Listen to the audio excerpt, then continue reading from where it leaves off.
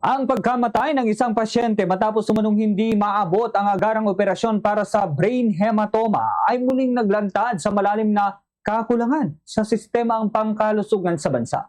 Ayon sa Gabriela Women's Party, hindi ito hiwalay na kaso kundi bahagi ng mas malawak na sistematikong problema. Kulang na pondo sa pampublikong ospital, mahal na gastusin sa gamutan at isang insurance-based na sistemang hindi sapat para sa agarang pangangailangan ng mamamayan. Sa kaso ng pamilya ng nasawi, umabot sa 2 milyon hanggang 4 na milyon ang tinatayang halaga ng operasyon na isang halagang hindi kayang abutin ng karaniwang Pilipino.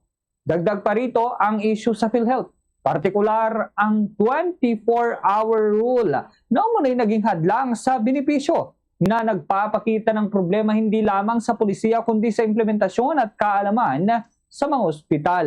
Bagaman may paliwanag ang PhilHealth na may umiiral na mga packages para sa ganitong sitwasyon, nananatiling ang mga pasyente at pamilya ang nahuhulog o nahuhulog sa bitag ng hindi malinaw at hindi ganap na naipapatupad na sistema.